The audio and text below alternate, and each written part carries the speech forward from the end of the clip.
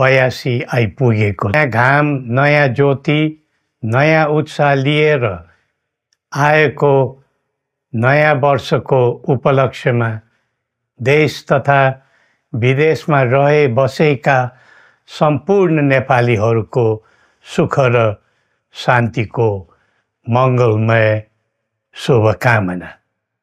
हरेक नयाँ वर्ष नूतन आशा र विश्वास बोकेर आउने, तर वर्षको बिदाईमा एउटा घनघोर निराशाका बीच हुने गरेको धेरै साल भयो।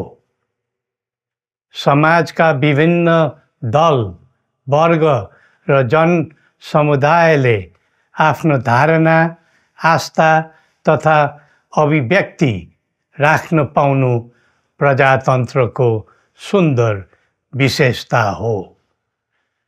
तर त्यस्तो धारणा र मान्यता प्रस्तुत गर्दा सबैले संयम अपनाउनु पर्दछ।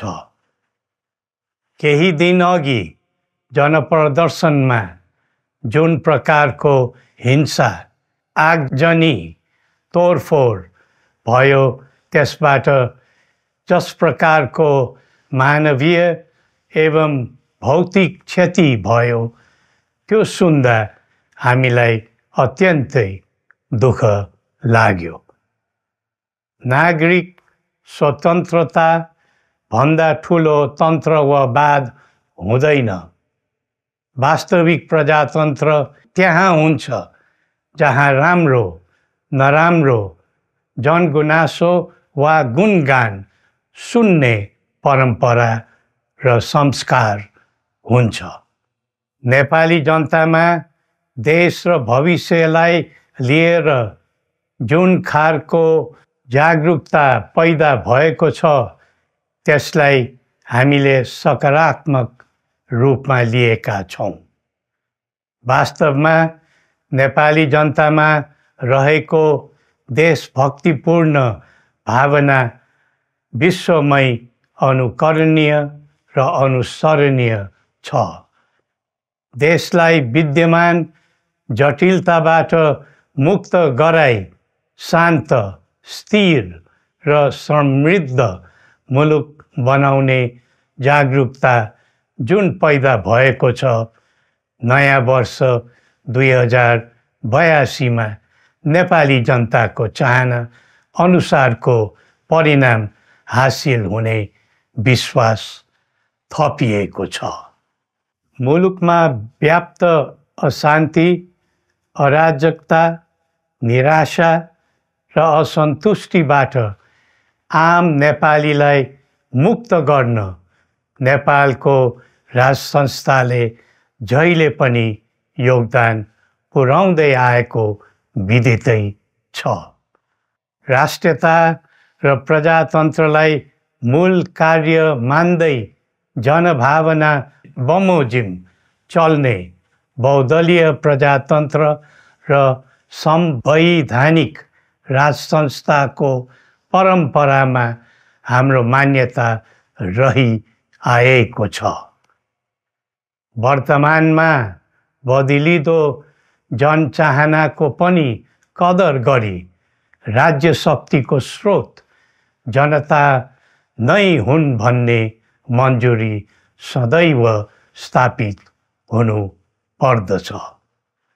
राष्ट्र निर्माता श्री 5 बरामहाराज धीराजको दिव्य उपदेशलाई नै अबको राज्य सत्ताको मूल मन्त्र सोच्नुमा के होला? सन्तुलित कूटनैतिक सम्बन्ध र आत्मनिर्भर नेपालको परिकल्पना नै पृथ्वी पथको मूल सार हो। यही नै राजनीतिको मूलधार हुनु पर्ने हो। विश्वको बदलिँदो परिस्थितिलाई मनन गर्दै विश्वव्यापीकरण र स्वतन्त्र व्यापारका आधारहरूलाई चुनौतीको रूपमा लिँदै चरम आर्थिक मन्दी भोग्नु परिरहेको अहिलेको सन्दर्भमा नेपाल जस्ता विकासोन्मुख देशले आत्मनिर्भर अर्थतन्त्र निर्माणको कार्यमा अर्जुन दृष्टि लगाउनु पर्ने समय आएको छ। स्वदेशी स्रोत साधनको प्रयोगले स्वदेशमै उत्पादन गरी स्वदेशमै खपत गर्दै आन्तरिक अर्थतन्त्रको चक्रभित्रबाटै मुलुकको समग्र अर्थतन्त्र आत्मनिर्भर र चलायमान गराउनु पर्ने विश्व परिवेश निर्माण हुँदैछ भन्ने सङ्केतहरू देखा परिरहेका छन्। विश्वकै उत्कृष्ट यो भूमिमा बाँच्न समेत गाह्रो हुने स्थिति पैदा भएपछि बढ्दो युवा पलायनलाई रोकी युवा शक्तिको श्रम र सिपलाई स्वदेशमै उच्च उपयोग गर्नु पर्दछ। युवा स्वरोजगारको निम्ति अवसरहरूको खोजी गरी नेपालमै आय आर्जन गर्न सक्ने वातावरण तयार गर्नुपर्ने आजको पहिलो आवश्यकता बनेको छ। सबै नेपालीको तन, मन र ध्यान त्यसैमा लगाउनु परेको छ। विश्वभरि छरिरहेका नेपालीहरू एकताका सूत्रमा बाँधिन अब ढिला गर्नु हुँदैन। आफ्ना ज्ञान, सिप र सामर्थ्य मात्र होइन, त्यहाँ आर्जेको पुँजी, स्रोत र साधन समेत नेपालमै लगाउनु पर्दछ भन्ने भावना सबैमा जागृत गराउनु परेको छ। प्रकृतिले दिएको स्वर्ग जस्तै सुन्दर हिमवत् खण्ड नेपाल सिँगार्न र विकासको बिकुल फुक्न कसरी लाग्ने र लगाउने स्वदेश फर्क स्वदेश नै स्वर्ग भन्ने अभियान चलाउनु पर्ने आजको आवश्यकता भएको छ। जनभावना र चाहना बुझी मुलुकको समग्र संरचनामा नै हेरफेर र सुधारका कदम चाल्नुपर्ने तथ्य स्पष्ट देखिन्छ। शिक्षा, स्वास्थ्य र दैनिक कामकाजका पद्धति र प्रणालीहरूमा आमूल परिवर्तन र सुधार गरी यिनको आधुनिकीकरण अनिवार्य भइसकेको छ। युग प्रविधिको हो, सावधानीपूर्वक उपयोग गर्नु सकेमा राष्ट्रको योगदानमा ठुलो टेवा पुग्न सक्नेछ। सुशासन र भ्रष्टाचार मुक्त प्रशासन मूल नारा हुनु पर्दछ। हामी अस्थिरता, अशान्ति, अराजकता, विपन्नता र भ्रष्टाचारको अन्त्य चाहन्छौँ।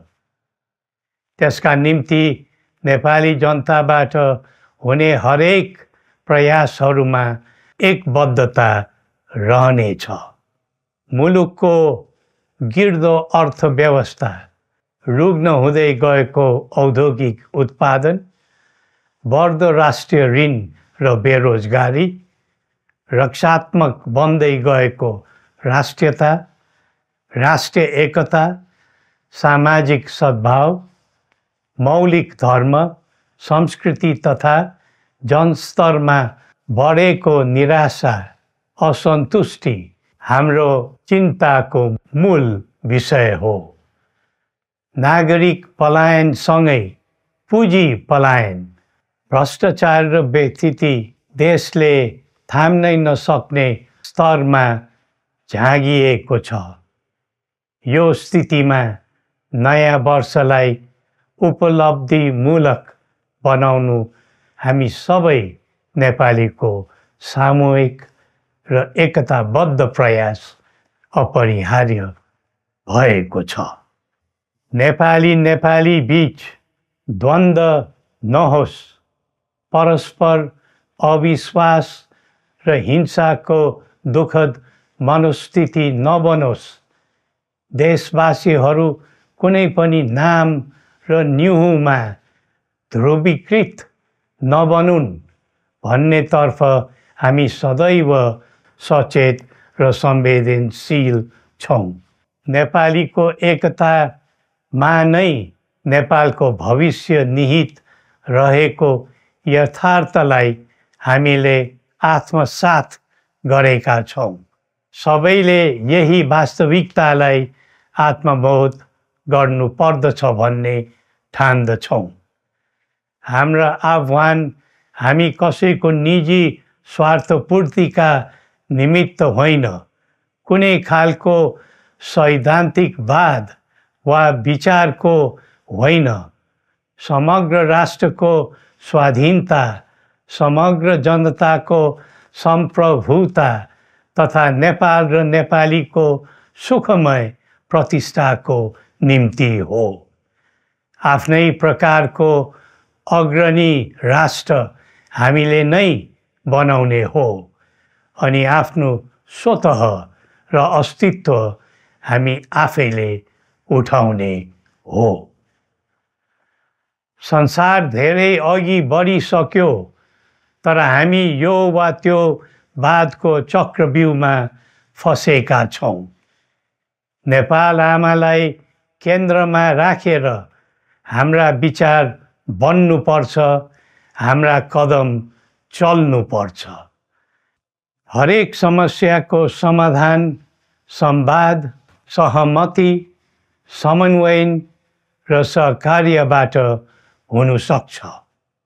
आगामी वर्ष नेपाली इतिहासको स्मरणीय र सुनौलो सम्झना बन्नुपर्छ र बनाउनु सकिन्छ भन्ने विश्वास हामीले लिएका छौँ।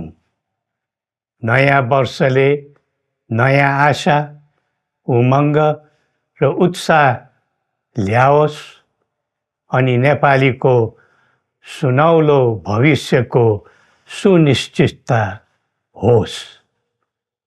श्री पशुपतिनाथले हामी सबैको कल्याण गरून्।